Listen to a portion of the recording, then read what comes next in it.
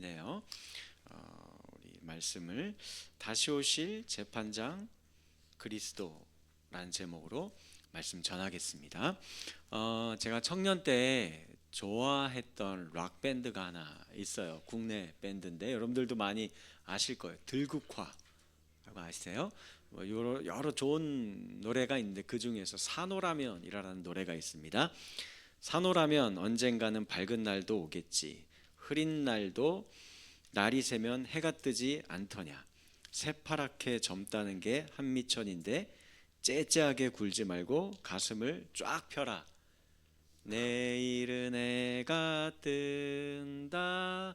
내일은 해가 뜬다.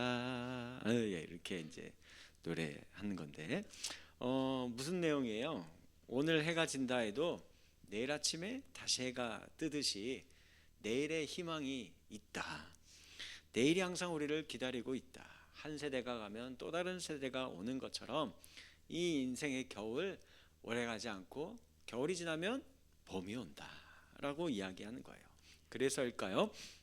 이 말씀이 쓰여졌던 당시에 그리스인들, 그러니까 헬라인들은 말하기를 시간은 둥근 원과 같다라고 철학자들이 이야기를 해요. 그래서 이게 대굴대굴 굴러서 돌 원위치로 오는 거죠. 따라서 언제나 내일은 또다시 우리에게 다가온다. 항상 내일이 있는 거다. 그러니 뭐 그렇게 신경을 쓰고 아둥바둥 그러고 살아가냐. 좀 쉬엄쉬엄 살아가고 뭐 서두른다고 뭐 다를 거 없다. 오늘 안 되면 언제 하면 돼요? 내일 하면 되지 않느냐. 삶과 시간은 돌고 도는 것이기 때문에 다음번에 또 기회가 오고 그때 그 잡아서 하면 된다. 뭐 이런 이제 이야기들을 해요. 이런 거에 대해서 우리 그리스도인들도 비슷한 버전을 갖고 있죠. 은혜는 언제나 우리에게 또 찾아옵니다. 하나님의 은혜는 언제나 우리를 기다리고 있어요. 내일 또 하나님의 은혜가 예비되어 있어요. 하나님은 그리고 또 언제나 우리를 용서해 주세요. 또 내일 또 용서하시고 또 용서하십니다. 여러분들 혹시 2025년 한 해 내가 하던 일이 엉망으로 다 꼬여버렸다고, 아니면 뭘 잘못했다고, 아니면 내가 죄를 지었다고 걱정하십니까? 괜찮아요. 문제 없습니다. 은혜가 기다리고 있습니다. 언제나 하나님의 용서와 자비가 또 내일 우리에게 다가올 것입니다. 우리는 그래서 언제나 새로운 출발을 할 수 있을 겁니다. 이런 내용이 담겨 있는 성경에 여러 유명한 비유나 일화 내용들이 많이 있죠. 그 중에 대표적인 것, 한 아들이 있어요. 둘째 아들입니다. 아버지에게 어느 날 가서, 아버지, 어차피 당신 죽으면 나한테 유산 절반은 주실 거 아니에요. 미리 좀 땡겨 씁시다 하면서 강탈하다시피 해서 그 재산을 받아 외국으로 나아가서 허랑방탕하면서 살다가 결국은 돼지우리에서 지내게 되는, 그러니까 패가망신 한 신세로 전락을 하게 됩니다. 완전히 인생 꼬인 것 같죠? 이제 나는 이제 끝장난 것 같죠? 기회가 사라진 것 같죠? 근데 아니죠. 아직 마지막 라스트 찬스가 있죠. 그게 뭐예요? 아버지의 집이 있어요. 아버지의 집으로 돌아가면 됩니다. 잘못은 내가 했지만, 그리고 좀 늦은 감도 있지만 내가 깨우치고 회개하는 마음으로 집으로 돌아가면 되는 겁니다. 그러면 나의 아버지는 나를 기쁘게 받아주실 것이고 심지어 잔치까지 열어줍니다. 그에게는 다시 기회가 주어진 것입니다. 그에게 내일이 다시 선물로 다가온 게 된 거예요. 그러므로 여러분들, 이 비유의 내용은 얼마나 아름다운 이야기입니까? 우리 교회 다니는 그리스도인들이 너무나 좋아하는 이야기이고, 이거는 심지어 교회 다니지 않는 사람들도 알아요. 그리고 이거 되게 좋아합니다. 왜냐하면 내일은 언제나 우리에게 열려 있다라는 그런 메시지가 여기에 담겨 있기 때문이죠. 또 이와 비슷한 비유의 내용이 예수님이 이야기한 게 또 있어요. 뭐냐면 어떤 포도원의 주인이, 포도원은 경작을 하려면 일꾼들이 필요하잖아요. 새벽에 인력시장에 가서 일꾼들을 데려오지요. 그래서 이제 일을 시켜야 되는데 일 시작할 때쯤 되면 오전에도 또 인력 시장에 나가 보니까 아직도 일거리를 찾지 못한 사람들이 있는 겁니다. 너희도 와라. 데려다가 일을 쓰고, 심지어는 오후 늦게 일을 마치기 1시간 전에도 그 인력 시장에 나가 보니까 아직도 일거리를 구하고 있는 사람들이 있는 겁니다. 그래서 그들 니네도 와라. 데려다가 일을 써요. 그리고 6시가 되었어요. 이제는 마감할 시간이에요. 그래서 일 그만하고 자 이제 삭슬 계산해 줄게 하고 계산해 줍니다. 오후 5시에 와서 1시간밖에 일을 안 한 사람이나 아침 9시부터 일한 사람이나 똑같은 일당을 계산해 주는 거예요. 일찍 와서 일한 사람 입장에서는 어때요? 이거 뭐가 잘못됐다. 입이 이만큼 나와가지고 그 포도원 주인에게 얘기한 겁니다. 당신 불공평하다, 불의하다 라고 이야기를 하는 거예요. 그러자 포도원 주인이 그 사람에게 이야기합니다. 혹시 내가 당신과 일하기 전에 계약을 맺었던 삭슬 주기로 했던 것을 내가 안 줬습니까? 안 줬지요. 그러면 지금 혹시 당신은 내가 다른 사람에게 은혜를 베푼다고 지금 불공평하다고 나보고 불의하다고 이야기하는 겁니까? 라고 묻는 거예요. 할 말이 없죠. 그러니 이 이야기 우리 얼마나 아름다운 이야기예요. 너무 좋죠. 왜냐하면 우리는 알아요. 내가 바로 그 오후 5시에 겨우 이렇게 부름받은 아무런 자격 없고 공로 없고 능력도 안 되는 그런 나라는 존재라는 것을 너무나 잘 알고 있기 때문에, 그래서 나 같은 자를 이렇게 불러주셨다.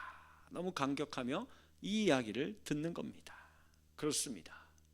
우리 기독교인들은 언제나 이렇게 기회를 주시는 하나님, 은혜를 베푸시는 하나님, 용서하시는 하나님을 너무나 좋아하고 사랑합니다.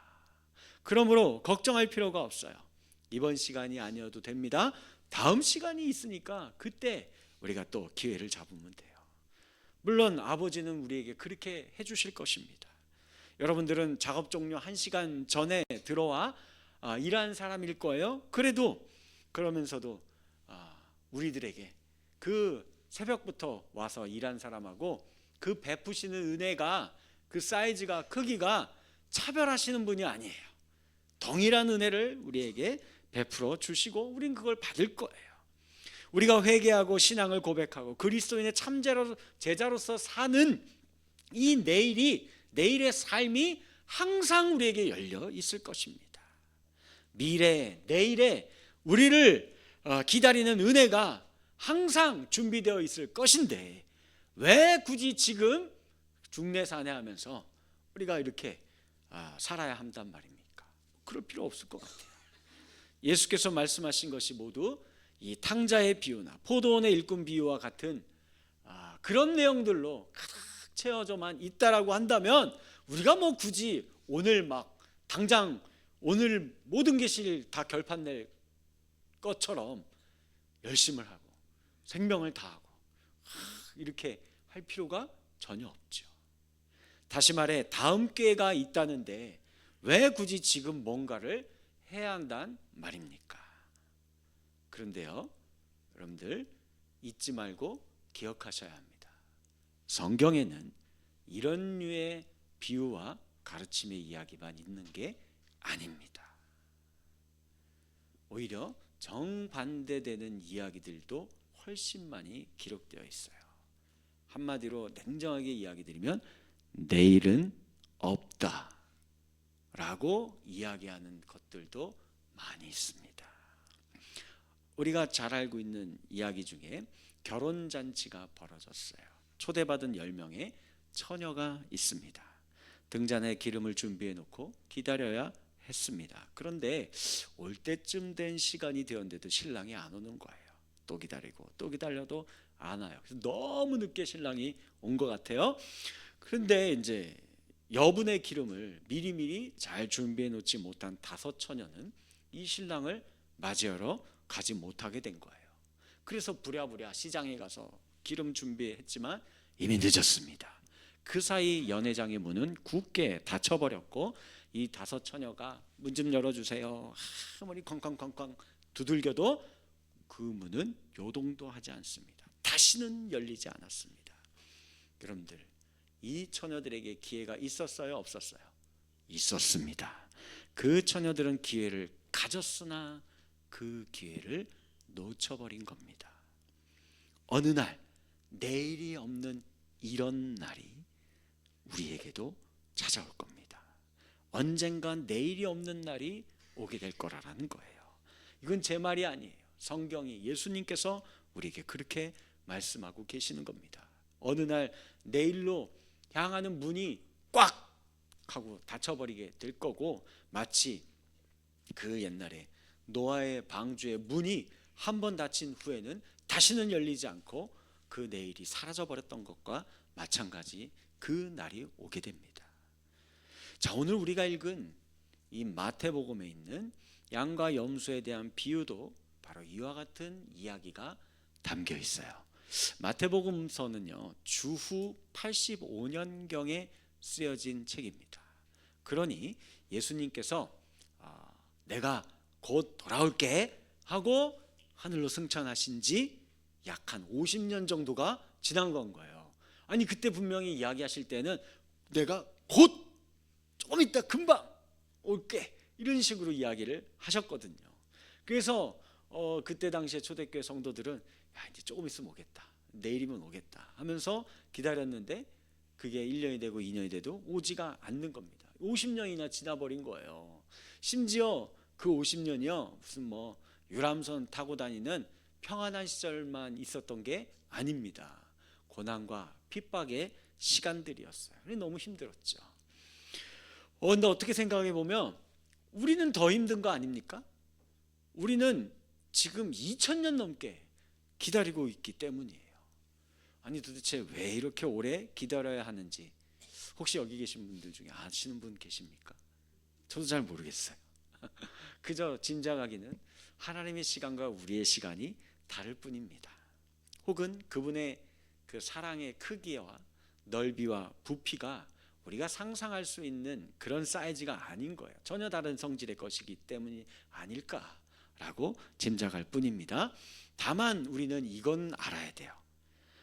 이 예수님의 말씀을 통해서, 특히 오늘 본문의 말씀과 같은 이런 말씀들을 통해서 그날이 어떤 모습으로 우리에게 다가올 것인가에 대해서는 우리가 유추해보고 통찰, 깨달음이 있어야 됩니다. 그것이 바로 오늘 본문의 말씀을 통해서 우리가 생각해보고자 하는 내용이에요. 자, 오늘 본문 31절과 33절 말씀을 새번역 성경 버전으로 한번 읽어볼게요. 시작. 인자가 모든 천사와 더불어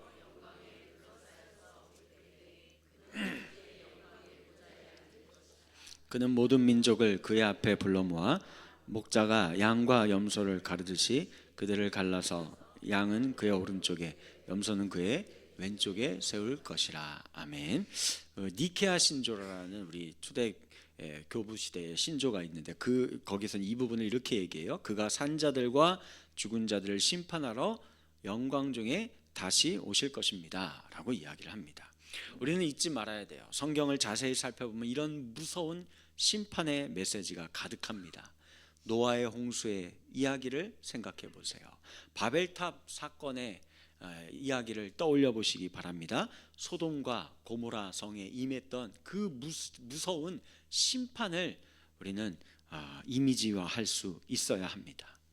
예수님도 심판에 대해 많이 이야기하셨어요. 어느 날 예수님이 제자들에게 너희가 각 마을에 가서 복음을 전해라, 하나님 나라를 증거해라 하고 이야기하시면서 이런 이야기도 하나 덧붙이셨어요. 혹시 그 마을에 가서 집집마다 가서 복음을 전하는데 그 집이나 마을이 너희를 영접하지 않고 복음을 듣지 않는다고 하면은 그런 집과 마을은 이렇게 될 거다. 마태복음 10장 15절이에요. 같이 한번 읽어볼까요? 시작. 내가 진실로 너희에게 이르노니 심판날에 소돔과 고모라 땅이 그 성보다 견디기 쉬우리라. 무서운 심판의 말씀이죠. 또 예수님은 외식하는 바리새인들에게 너희가 어떻게 지옥의 불을 피할 수 있다고 기대하느냐 하시며 그들을 호되게 꾸짖으시고 이렇게 이야기해요. 뱀들아, 독사의 새끼들아, 너희가 어떻게 지옥의 판결을 피하겠느냐라고 말씀합니다. 사도 바울도 우리에게 그리스도의 심판대 앞에 언젠가는 우리 모두가 다 서게 될 거다라고 이야기를 합니다. 이는 우리가 다 반드시 그리스도의 심판대 앞에 나타나게 되어 각각 선악간에 그 몸으로 행한 것을 따라 받게 될 거다라고 이야기하고 있습니다. 유럽에 가면 성당이 참 많잖아요. 성당 입구에서부터 벽화에 많은 그림들이 그려져 있는데 대부분 이런 그림들이 제일 많이 그려져 있습니다. 그게 뭐냐? 저기 이제 사진이 이탈리아에 있는 스크로베니 성당이라는 내부 벽화인데, 이제 제일 가운데 있는 벽화를 이제 한번 또 보시면 거기에 정중앙에 누가 앉아 계시죠? 잘 보이세요? 예수 그리스도 심판대에 앉아 계시는 거예요. 그래서 한편에는 정죄받는 자들이 왼쪽에 있고 또 오른쪽에는 자유를 입은 자들이, 구원받은 자들이 이렇게 그려져 있는 거예요. 왜 저걸 다 이렇게 성당들마다 그려 놓았을까요? 메시지는 분명합니다. 교회 안에서 은혜를 받기를 원한다면 먼저 너희는 최후의 심판이 있음을 알아야 한다 라는 것을 이야기하고 있는 거예요. 그래서 지금 당신은 온 삶과 인생을 이 최후의 심판 아래에서 오늘 살아가고 있는 인생이냐 라는 것을 우리에게 묻고 있는 것입니다. 오늘 우리가 읽은 본문의 말씀이 바로 이런 벽화의 내용을 담고 있는 거예요. 우리는 귀담아 이 경고의 메시지를 들어야 합니다. 즉 최후의 날은 반드시 올 것이며 그때 나라들의 목자가 되시는 그리스도께서 양과 염소를 나누게 된다라는 말씀이에요. 양들은 오른쪽에, 염소들은 왼쪽에 이렇게 이제 갈라놓습니다. 오른쪽에 있는 양들에게 이제 이야기를 하는 거예요. 마태복음 25장 34절 시작. 내 아버지께 복받을 자들이여 나와. 그리고 왼편에 있는 사람들에게는 또 이렇게 얘기합니다. 시작. 저주를 받은 자들아 나를 떠나 마귀와 그 사자들을 위하여 예비된 영원한 불에 들어가라 라고 이야기를 하죠. 인자가 모든 천사들과 영광 가운데 와서 보좌에 앉아서 이제 이걸 진행을 하시는데, 오른편에 있는 양들에게 너희는 하나님 나라에 들어갈 거다라고 선언을 해요. 그런데 그 이유에 대해서 뭐라고 이야기하냐면 너희가 궁핍한 자들에 대한 반응이 있었다, 삶이 있었다라고 이야기를 하는 거예요. 그래서 이렇게 이야기를 하시는 겁니다. 내가 배고플 때, 여기서 내가는 예수님이에요. 내가 배고플 때 너희는 나에게 먹을 것을 주었다. 내가 목마를 때 너희는 나에게 마실 것을 주었다. 내가 나그네로 있을 때 너희는 나를 영접해 주었다. 내가 헐벗었을 때 너희는 내게 옷을 입혀 주었다. 내가 아플 때에 너희는 찾아와서 나를 돌보아 주었다. 내가 감옥에 있을 때 너희는 나를 찾아주었다. 이런 얘기인 거예요. 근데 한번 냉정하게 한번 생각해 봅시다. 이 말씀이 그렇게 뭔가 대단하고 독특한 말씀입니까? 아니잖아요. 잘 생각해 보시면 요즘 같은 때 특히 연말연시 뭐 많이 해요. 우리 하잖아요. 이거 불우이웃 돕는 이런 거. 정치인들, 기업인들, 여러 단체와 기관들, 심지어 비기독교인들도 그 불우이웃을 돕기 위해 쌀 보내지요, 마실 음료를 보내지요, 입을 옷을 보내지요, 돈을 더 그 사람들 더 많이 막 보내고 막 이렇게 하죠. 그리고 직접 방문하고 찾아가기도 하고 있지 않습니까?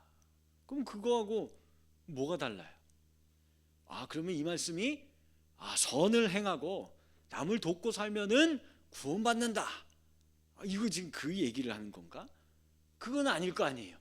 구원은 오직 믿음으로 하나님의 은혜로 받는 선물이라고 성경은 우리에게 이야기하잖아요. 이 말씀 그렇게 이해하면 안 되겠죠. 그럼 도대체 이 비유의 말씀을 주신 이유가 뭘까? 이 핵심이 뭘까? 생각해 봐야 돼요. 이런 겁니다. 최후의 날은 올 것이며 그날에 한 사람도 빼놓지 않고 모든 사람들이 다 재판장 앞에 서게 될 거라는 거예요. 그런데 그 최후의 날 인류 종말에 우리 앞에 서 계실 재판장이 그때만 짠 하고 나타나는 게 아니라는 거예요. 그게 아니라 지금 고통하고 있는 사람들 가운데 이미 지금 와 계신다라는 말씀입니다. 예수님은 양들에게, 구원받는 무리인 양들에게 이렇게 이야기하시지 않았어요. 야, 너네 하나님 나라를 상속받아라. 왜냐하면 네가 배고픈 사람들에게 먹을 것을 주는 선을 베풀었기 때문이다. 야, 너희 하나님 나라를 상속받아라.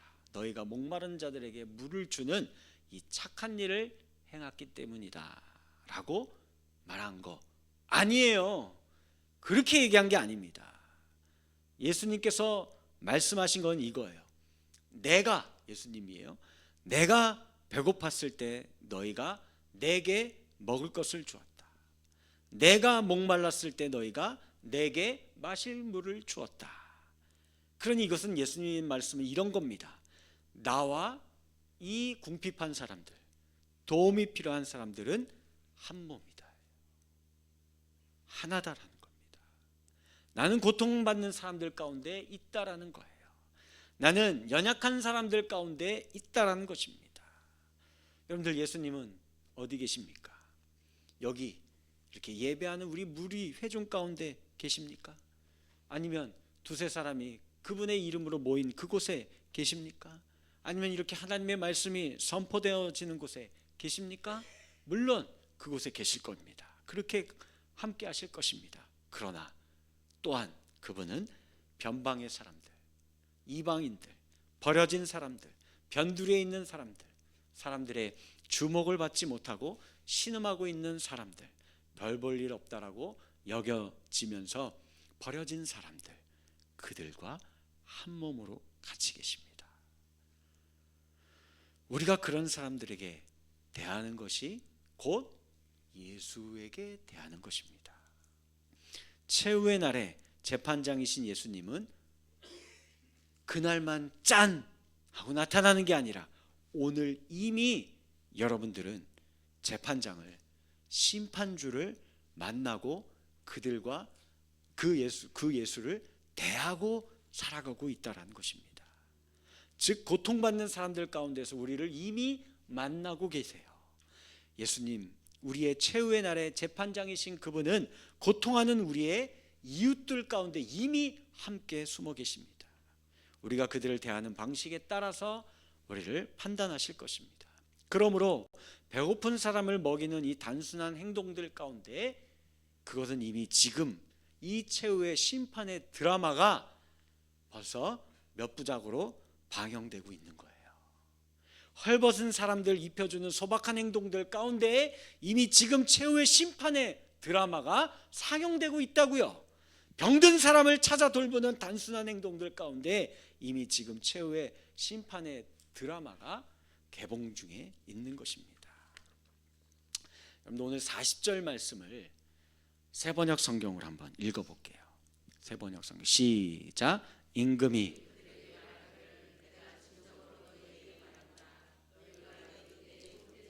지극 사람 하나에게 한 것이 곧 내게 한 것이다 할 것이다. 아멘. 자, 여기 중요한 내용을 우리 이제 생각해 봐야 돼요. 이게 개념이 완전히 달라요. 여기 말씀 보시면 예수님이 이 작은 자들, 예를 들면 배고프고 목마르고 헐벗고 갇혀졌고 병든 자, 이들을 향해서 뭐라고 얘기합니까? 뭐라고 얘기해요? 내 형제 자매. 누구요? 예수님의 형제 자매라고 이야기합니다. 맞는 말이죠. 하나님을 같은 한 분 아버지로 모시고 예수님은 첫 아들이시고 제일 큰 형님이시고 독생자이시고, 그리고 이제는 우리도 그 예수로 말미암아 하나님을 아버지라고 부르잖아요. 예수님이 우리 형님이에요. 오빠예요. 형제예요. 자매예요. 이 개념으로 하는 거예요. 예수님이 이렇게 이야기하신 적이 있습니다. 바울이 아직 사울이었을 때 예수 믿는 자들을 다 잡아 죽이려고 다메섹 도상을 지나가고 있을 때 이렇게 얘기합니다. 사울아 사울아, 내가 어찌하여 누구를 핍박하느냐? 왜 그리스도인들을 핍박하느냐? 이거 아니라 나를 박해하느냐 하시거늘 대답하되 주여 누구시나이까? 나는 내가 박해하는 예수다. 내가 언제 당신을 박해했나이까? 너가 내 형제 자매들을 다 박해하고 다니, 내 동생들 다 괴롭히고 다니잖아. 이렇게 얘기하고 있는 거예요. 저에게 동생이 둘이 있어요. 남동생 여동생 한 명이 있습니다. 어릴 적 동네 골목에서 다른 애들에게 괴롭힘을 당하면 막 맞고 있으면 제가 어떻게 할 것 같아요? 가만히 있어요? 안 되죠. 내 동생들을 때릴 권리는 나만 갖고 있는 거예요. 그쵸? 때리면 안 돼요. 그건 내가 막 이렇게 하는 거는 걔도 몰라도 다른 놈들한테 맞고 다니면 이건 안 되는 거예요. 뭐 꼴을 못 봅니다. 내가 가서 누구야? 누가 감히 내 동생들을 건드려? 하면서 막 같이 이제 막 싸우는 거죠. 멱살 잡고 막 머리끄댕이 쥐어잡고 막 이렇게 하는 겁니다. 가서 혼내줍니다. 그렇죠? 네. 내 동생이 배고파하면 어떻게 해요? 내가 먹던 빵 당연히 나눠주는 거예요. 너무 목말라 하면 내가 마시던 콜라 야, 너도 한 모금 마셔 하고 내어주는 거죠. 동생이 밤새 앞에서 끙끙대면 나도 옆에서 마음이 편하지 않죠. 마음이 괴롭고 끙끙대고 그렇게 되는 겁니다. 자, 이렇게 하는 것이 정치인들이 인기와 표를 얻기 위해서 이런 거 들고 가갖고 이렇게 선행하라는 것과 같은 거예요. 이게 개념이? 아니죠. 이렇게 하는 것이 기업체가 어차피 낼 세금, 기업 이미지와 광고 효과를 얻기 위해서 막 여기저기 막 기부할 때 어디 없나 막 찾아다니면서 기부하는 것과 그거하고 같은 거예요? 아닙니다. 이렇게 하는 것이 유명 연예인들이 인터뷰하고 사진 찍으면서 하는 그런 일과 같은 거냐고요? 아니에요. 이건 완전히 다른 겁니다. 그래서 이들은 말합니다. 제가요?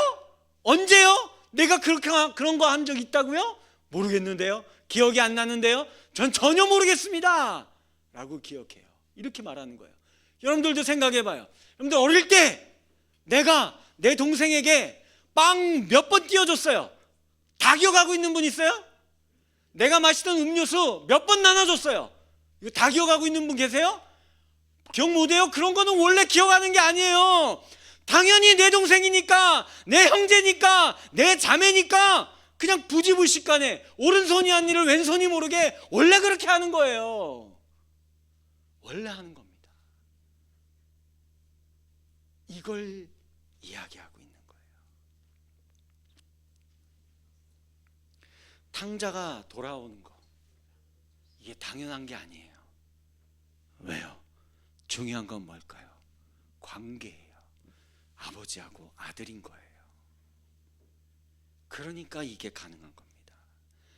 오른편 양들이라고 되어 있는데 우리는 고백하는 게 있죠. 사도신경에서도 우리는 고백해요.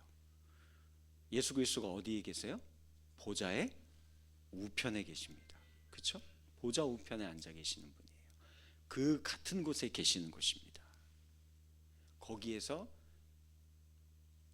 이 예수님, 그러니까 이들을 영접하는 자가 곧 예수를 영접하는 거고, 예수를 영접하는 자가 아버지를 영접하는 거예요.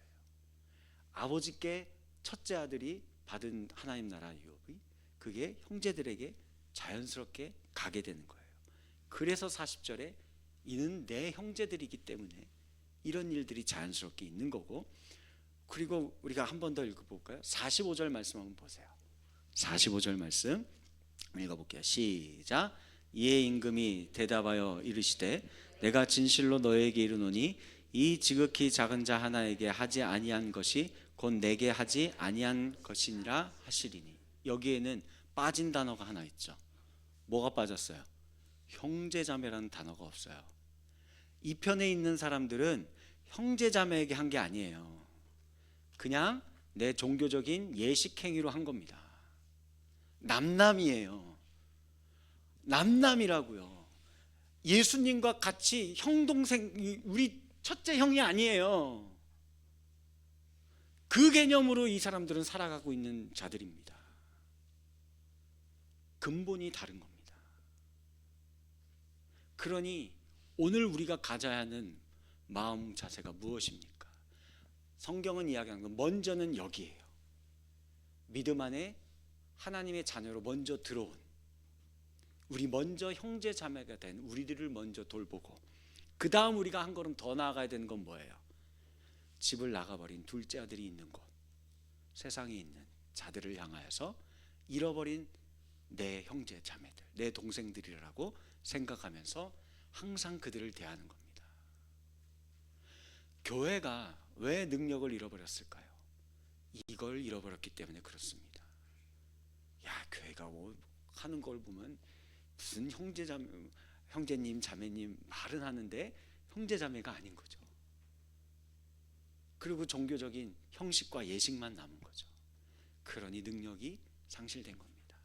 사랑하는 수원구색 평강교회 성도 여러분들이요, 오늘 우리는 이 은혜를 회복하여져서 오늘 이 재판장이신 예수 그리스도 앞에 부끄럽지 아니한 믿음의 형제 자매로서 함께 사랑과 섬김을 실천하며 살아갈 수 있는 아름답고 복된 저와 여러분들의 신앙의 삶이 되어지기를 주님의 이름으로 간절히 축원합니다.